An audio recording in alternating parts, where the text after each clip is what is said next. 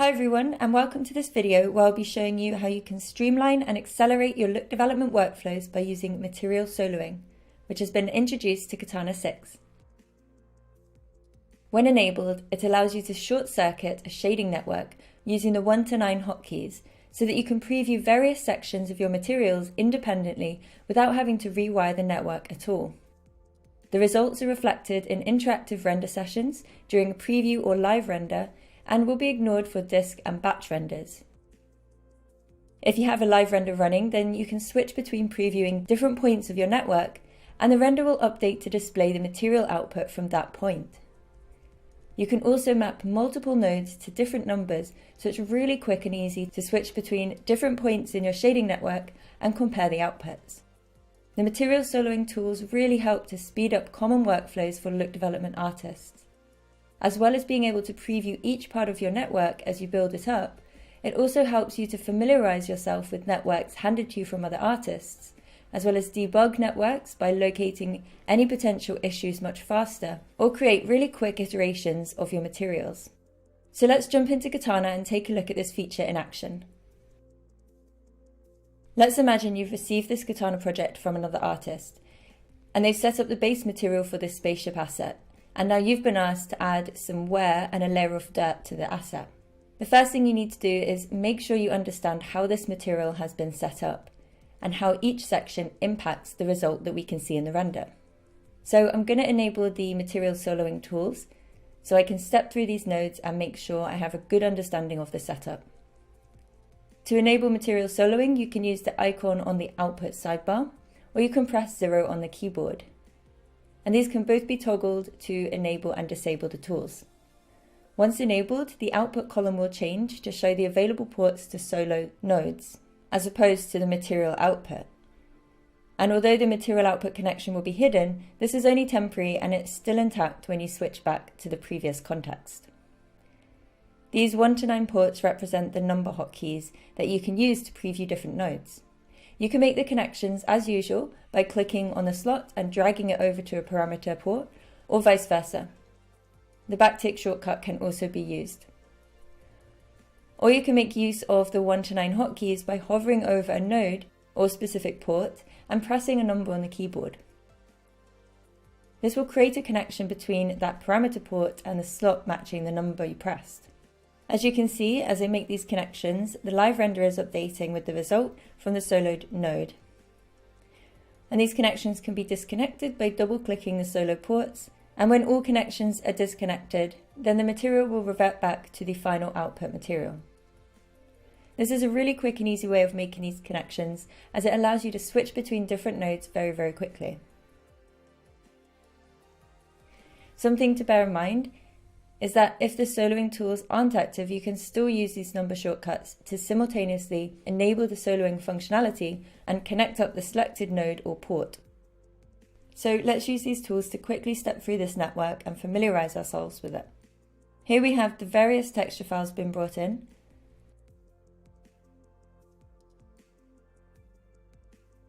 And as I'm previewing these, you can see that when hovering over the node and using the number hotkey, the first port is being connected up by default. This may not always be the one that you want to preview, so you can also hover over specific ports and use the hotkeys to preview from these other ports instead. It's worth noting that the soloing tools are customizable through Python scripts, so if you need to, you can change how these tools preview certain nodes. Examples for these can be found in the Katana install directory in this location. This will contain example converter plugins for 3D Light, Arnold, Redshift, RenderMan, and USD. You can link up any number of these slots and use the 1 to 9 keys to toggle between them when your mouse isn't hovering over a port or node. This can be really useful if, for example, you want to keep one slot linked to the final material output, so you can always really quickly switch back to it while previewing other nodes. These soloed connections are completely non-destructive and will be reset when you close and reopen a new project, so you don't need to worry about disconnecting them.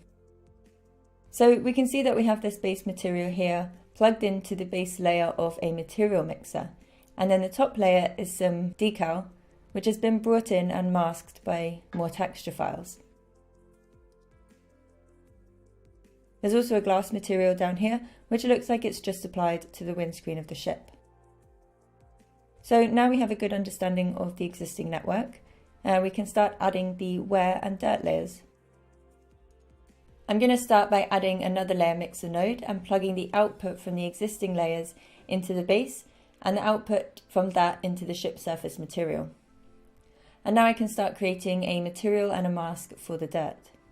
Using a curvature node is a really good way of creating masks for the edges of objects, and this works really well for things like dirt, where it will settle mostly in the crevices. So I'll plug this into the mask input under layer 1. And then I'm just going to create a really basic material for the dirt. So I'll add a fractal node, as this will give us some variation in color. And this then needs to be plugged into a layer node so that it can be mixed with the other base layer.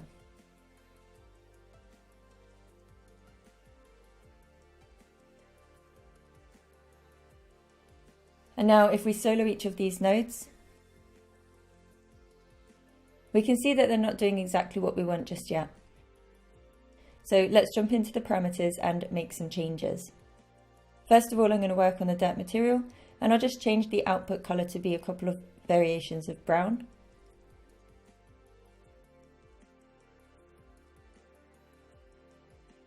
And then I'm going to bring the frequency down to scale the pattern.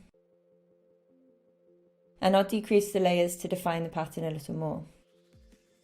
I'm just playing around with some of these parameters to get a result that I'm happy with. These nodes are really well documented in the RenderMan documentation. You can refer to them for more detailed explanations of what effect each parameter is having here. But I think this is looking fine for now. So switching back to the mixed result, we still can't see the dirt coming through just yet. So let's jump into the curvature parameters and adjust the mask. I'm going to make sure that I'm viewing the red output because this is what's plugged into the mask input. And so we can see that the mask is completely black at this stage, which is why we're not able to see any dirt on the ship. So I'm going to increase the max distance as this will spread out the masked area and give a softer gradient between the base material and the dirt. And then flicking back to the result, we can start to see the dirt coming through here. I'll also increase the bias to affect the fall off a little more. And this is starting to look a bit better.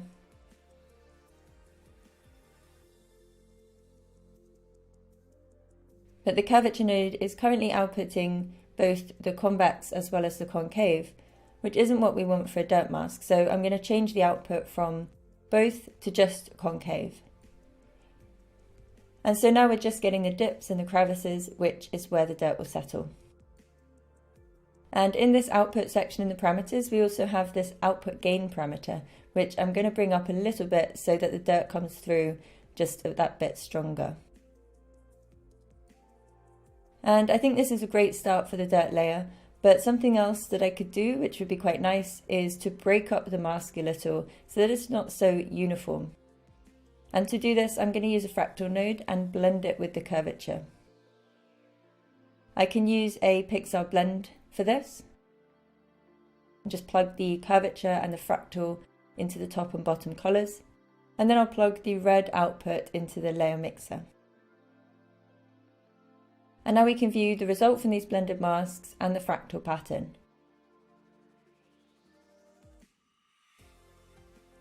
And I'm going to start here to make some changes by reducing the frequency and dimension. And again, just playing around with some of these parameters to get a nice breakup of the pattern. This can be used to create some more rough edges and some gaps in that curvature mask. So looking back at the blended result, we're still just seeing the curvature result. So I need to jump inside the parameters for the blend node and change the operation to multiply. And then I should be able to see the fractal affecting the mask. And if while you're building up your network and you're soloing a lot of different nodes, you may end up having a lot of these connections. So it can be really useful to hover over them to see the tooltip for which ports the connections are coming from and going to. You can also use the slash key in the same way as usual to jump to a node from its connection. So I can hover over a connection, press slash, and I'll be able to see the node that this connection is coming from. So these are great ways to keep track of the various connections in your network and just make it quick and easy to navigate around. And the last thing I'll do here is to add a color correct node after the blend so that I can have more control over the result of this mask.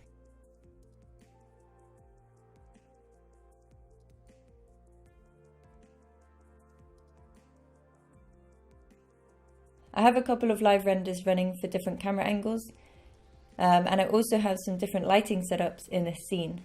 So I can retain the material soloing and switch between these variations to make sure that the materials are looking good under these different conditions.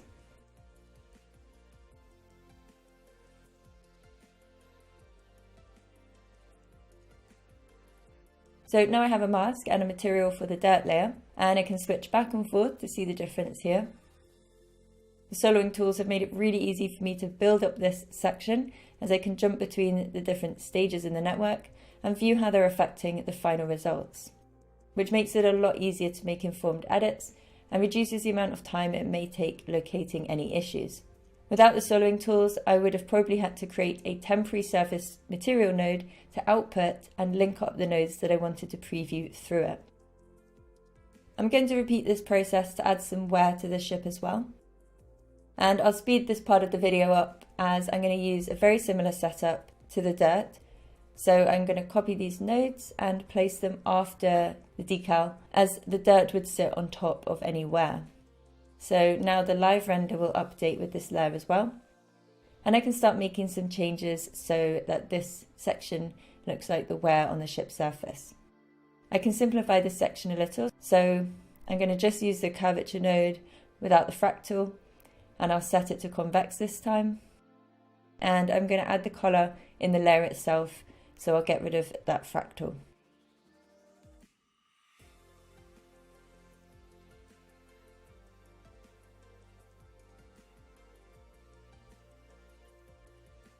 And the wear isn't overly visible in the final result, so I'm going to jump back to the base material setup and just add a color correct node after the base color. This will allow me to tint that base color to give the surface more of a blue tone. And then the wear around the edges will be a little bit more visible. So now I'm pretty happy with the look of this asset. I'm going to organize each section into shading groups to keep the network tidy.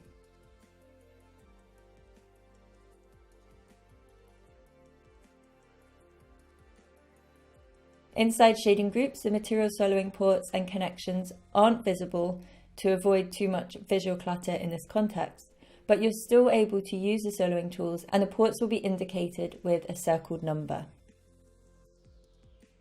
While we're in the shading group context, I just want to point out that the inputs and outputs can be rearranged by middle mouse clicking and dragging. This can be particularly useful if the noodles are tangled, so they can be really easily reorganized. And now I can just keep on refining these parameters until I have a result that I'm happy with. Using the soloing tools has made it really easy for me to see exactly what effect each node or parameter change is having. If you want to export your material into a look file or USD, the final result will be baked as opposed to the soloed one. So again, you don't need to worry about resetting any of the soloed connections, and this also avoids accidentally baking from the wrong point. I hope you found this video useful and are excited to try out the new material soloing feature. For more information on this or any of the other new features of Katana 6, visit learn.foundry.com/Katana.